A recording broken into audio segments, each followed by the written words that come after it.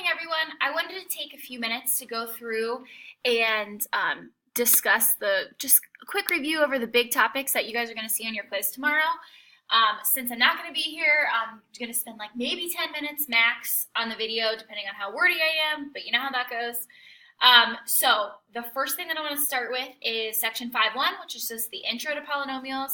It was super heavy on vocab, if you remember, so you're going to have the words for you on your quiz. If you look at the practice quiz that your sub passed out, underneath on question, if you look at question 1, letters C and D, if you notice, the words that you need to name by highest degree are underneath there. So constant, linear, quadratic, cubic, quartic, and quintic are under there. You're using one of those.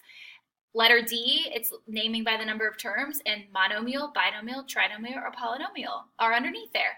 So you have exactly what you need. So we're not going to have a glorified word bank because of space, but everything that you need is under there. So quick recap, when we have a polynomial with a degree of 0, there's technically no variable there. So that would be like 5. So that would be a constant. Highest degree is 1, that'd be like x to the first power. That is a linear function.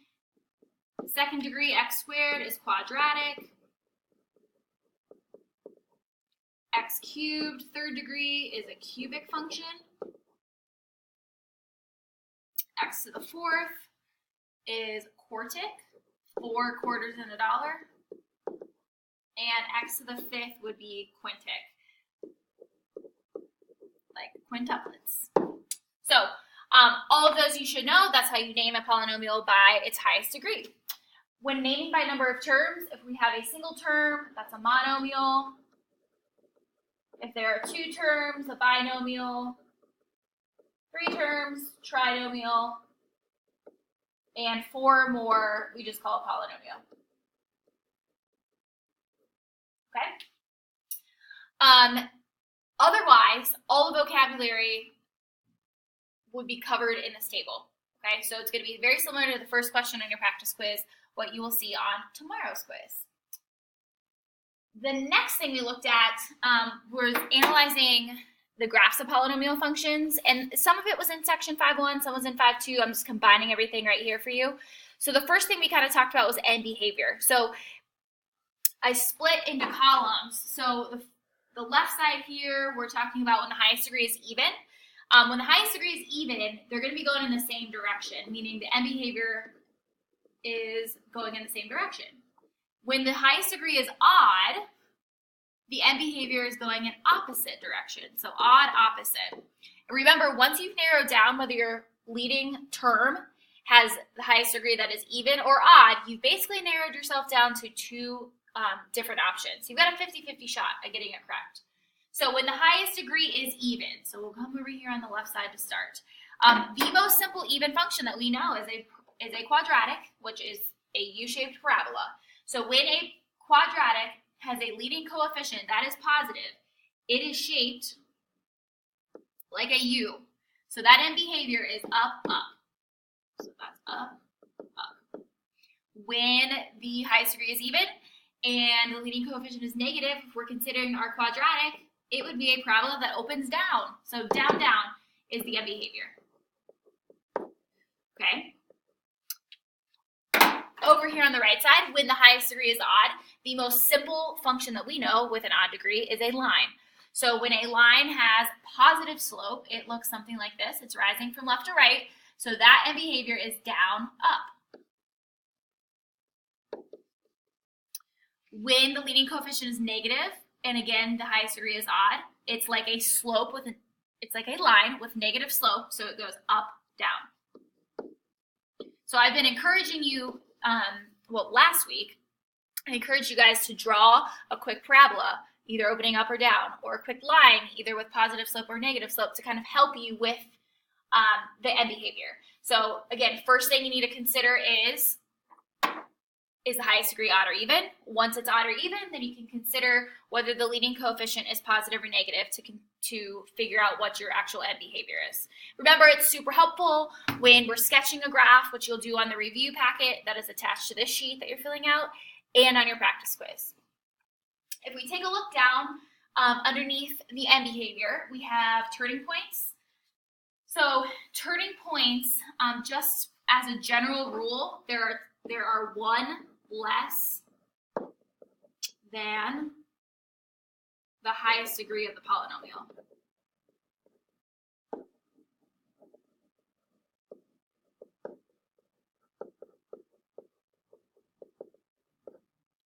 Okay, so one less than the highest degree of the polynomial. For example, if you have a cubic function x cubed, that function can have at most 2 turning points. So if you consider that the function is a third degree cubic, you can have 3 minus 1, which is 2 turning points. You could also have 1 turning point, or you could have no turning point. But typically you're going to have, well, you will have at most, whatever your degree is, minus 1 turning points. So if we had a quintic function, x to the 5th power, that would have at most 4 turning points, and so on. So you can apply that to any function. Just a friendly reminder, turning points could also be relative max, relative mins, it could be a 0. Turning points can have several different classifications. So the next thing I'm going to look at is increasing and decreasing intervals. So when we're considering increasing or decreasing intervals, we're looking at the x-axis, which is like looking for the domain of a function, okay? Which what we've been doing with quadratics and absolute value functions earlier this school year. So increasing and decreasing intervals are found at turning points.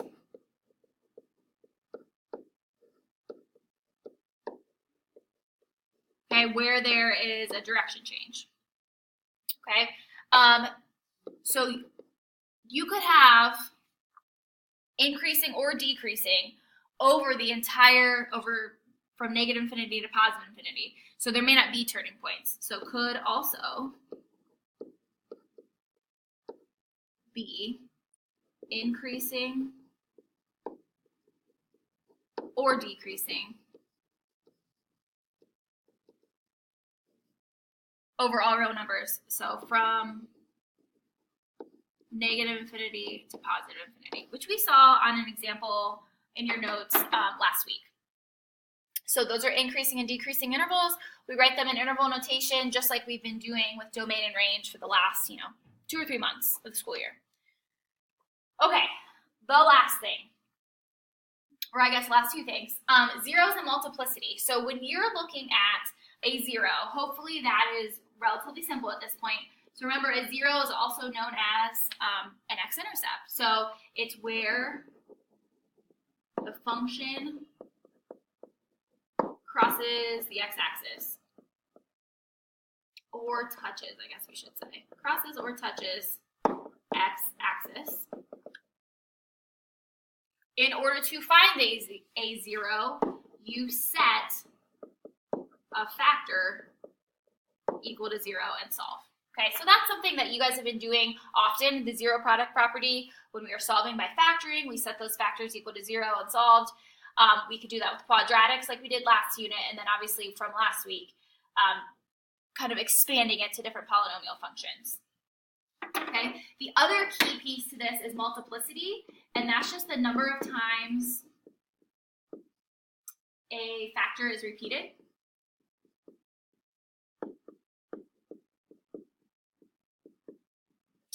Okay, and it's going to affect the shape of the graph. So when we look at, for example, if I gave you this function, y equals x minus 1 cubed times x plus 1 squared, the 0, x equals 1, would have a multiplicity, so I'm abbreviating it, MULT, a multiplicity of 3, because it has a degree 3, and this 0, x equals -1, would have a multiplicity of 2 because of that degree. Okay, so you should be able to identify what the multiplicity is for a factor. In addition to realizing that if the multiplicity is 1, you're going to have your function cut through the x-axis at that point, and if the multiplicity is 2, you're going to have a bounce. So you'll see that on both, again, this packet that you're looking at, this review, and then also the practice quiz. And we talked a lot about that last week. The last thing that we're going to talk about are relative maximums and minimums. So that's just the max and min shown on the given graph.